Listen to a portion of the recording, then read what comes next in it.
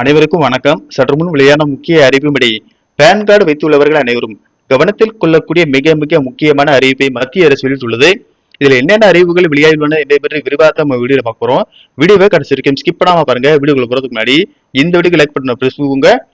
இப்ப அந்த சேனலுக்கு முறையா வரீங்கன்னா சப்ஸ்கிரைப் பட்டனை பிரஸ் பண்ணுங்க. அப்படியே பக்கத்துல இருக்கக்கூடிய பெல் ஐக்கான் பட்டனை பிரஸ் பண்ணுங்க. வாங்க வீடியோக்குள்ள போகலாம். மத்திய மாநில அரசின் சலுகைகளை பெறுவதற்கு தொடர்ந்து ஆதார் கார்டு தேவைப்படுகிறது. அதே போல ஒருவரின் முதலீடுகள், கடன், தொழில் செயல்பாடுகள் ஆகியவற்றையும் வருமான வரி கணக்குடன் ஒப்பிடுவதற்கு பேன் கார்டு பயன்படுகிறது. வங்கி கணக்கு தொடங்குவது, கிரெடிட் அல்லது டெபிட் கார்டு வாங்குவது, டிமார்ட் கணக்கு தொடங்குவது உள்ளிட்ட பிற சேவைகளுக்கும் பேன் கார்டு கட்டாயமாகும். ஆதார் கார்டு, பேன் கார்டு மூலமாக வங்கிகளில் டிஜிட்டல் முறையில் பணத்தை பெற முடிகிறது. இந்நிலையில் இன்றைய டிஜிட்டல் உலகத்தில் தொழில்நுட்பங்கள் எந்த அளவிற்கு வேகமாக வளர்ந்து வருகிறதோ அதே அளவிற்கு தீமைகளும் ஏற்படுகிறது. சமீப காலமாக ஆன்லைன் மோசடி அதிகரித்து வருகிறது. அதிலும் குறிப்பாக சில நாட்களாக பேன் கார்டு, ஆதார் அட்டை போன்றவற்றை கயவர்கள் தவறான வழியில் பயன்படுத்தும் நிகழ்வு அதிகரித்து வருகிறது. நம்முடைய பேன் கார்டுகள் திருடப்பட்டு வங்கிகளின் மொபைல் மூலமாக கடன் வாங்கப்படுகிறது. இதில் அதிர்ச்சி என்னவென்றால், பேன் கார்டு உரிமையாளர்களுக்கு தாங்கள் கடன் வாங்கியதே தெரியாது. யாரோ ஒருவர் தகவல்களை திருடி பணத்தை பெற்றுக் கொண்டு மற்றவர் கடனை செலுத்தும் நிலை ஏற்பட்டு விடுகிறது. இந்த மோசடியில் நாம் சிக்காமல் இருக்க சில எளிய வழிமுறைகளை கடைபிடித்தாலே போதும்.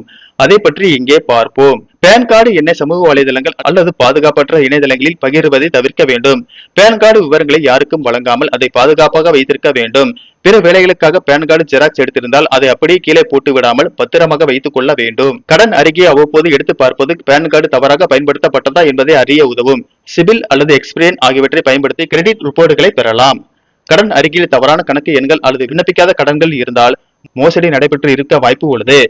மோசடியான கடன்களை கண்டறிந்தால் அதனை கடன் வழங்கிய நிறுவனம், வங்கி ஆகியவற்றுக்கும் கடன் தகவல் அமைப்புக்கும் தெரிவிக்க வேண்டும். மேலும் சைபர் கிரைம் காவல் நிலையத்தில் புகார் அளிக்க வேண்டும். பேன் கார்டுடன் இணைக்கப்பட்ட அனைத்து கணக்குகளுக்கும் வலுவான பாஸ்வேர்டுகளை பயன்படுத்த வேண்டும். SMS மற்றும் இமெயில் அலர்ட்டுகளை உன்னிப்பாக கண்காணிக்க வேண்டும். பேன் கார்டு தவறாக பயன்படுத்தப்பட்டதற்கான அறிகுறிகள்: வருமான வரி துறையிடமிருந்து நோட்டீஸ் வந்தாலோ அல்லது நீங்கள் செய்யாத முதலீட்டுக்கு அறிவிப்புகள் வந்தாலோ உஷாராக இருக்க வேண்டியது அவசியம். அதே போல உங்களுக்கு சம்பந்தம் இல்லாத வங்கி கணக்குகள் அல்லது நிதி பரிவர்த்தனைகள் குறித்து வங்கியிடமிருந்து கடிதங்கள் அல்லது SMS வரலாம். இது போன்ற அறிகுறிகள் தென்பட்டால் அலட்சியப்படுத்தாமல் உடனடியாக நடவடிக்கை எடுப்பது அவசியமாகும். நன்றி, வணக்கம்.